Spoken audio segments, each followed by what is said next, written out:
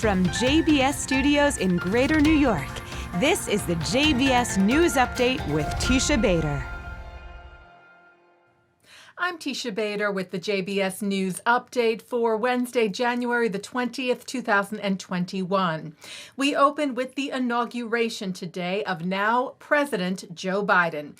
President Biden was sworn in as the 46th President of the United States this afternoon on the steps of the Capitol building in Washington.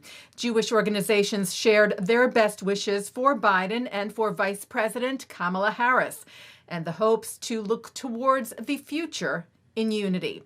Founder and dean of the Simon Wiesenthal Center, Rabbi Marvin Hier, released a statement calling on Americans to rise to the occasion, set aside politics for a moment.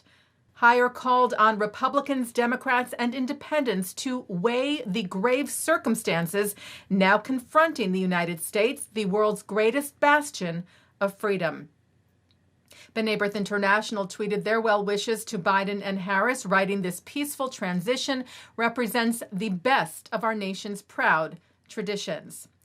The American Jewish Committee wished Biden and Harris well, tweeting, "We look forward to our continued partnership in strengthening democratic values, combating anti-Semitism and all forms of hate, and advancing the U.S.-Israel relationship."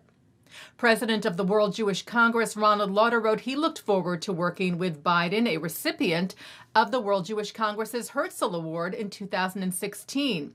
"In meeting the many challenges that confront us," Lauder wrote, "both domestically and internationally, starting with the still raging COVID-19 pandemic and the urgent need to rid our society of anti-Semitism, racism, xenophobia, and all other forms of ethnic or religious hatred."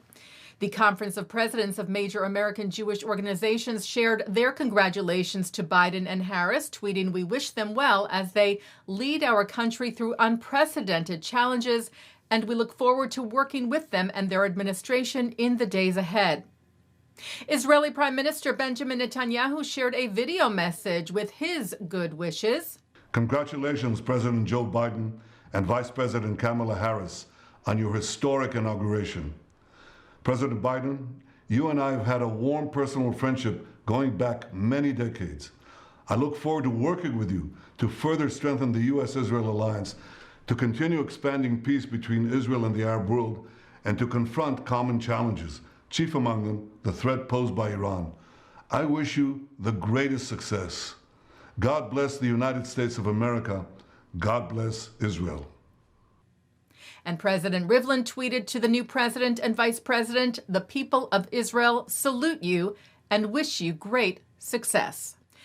Ahead of today's inauguration, Biden's cabinet picks appeared before the Senate yesterday for confirmation hearings, among them Jewish nominees Janet Yellen for Treasury, Alejandro Mayorkas for Homeland Security, and Secretary of State nominee Antony Blinken, who was asked about several issues relating to Israel, including about the Iran deal. Blinken told the Senate Foreign Relations Committee that the Biden administration would consult with Israel, as well as with Arab allies in the Middle East, before making any decision about re-entering the deal.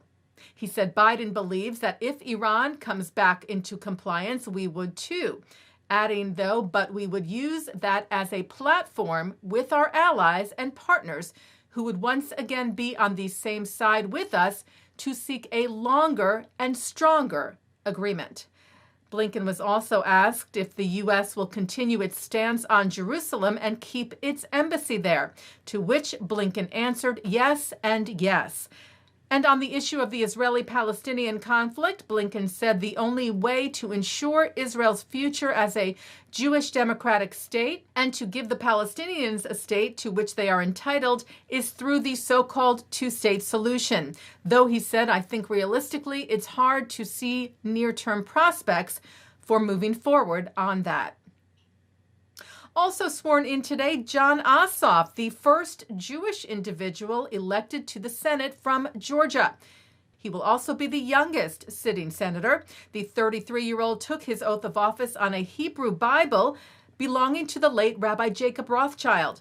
loaned to him by the rabbi's family. Rothschild was a prominent civil rights activist and an ally of Dr. Martin Luther King, who led efforts in Black Jewish unity in Georgia. Rothschild's synagogue, the Temple in Atlanta, was targeted by white supremacists because of this activism. They bombed the synagogue on October the 12th of 1958, causing significant damage but no injury.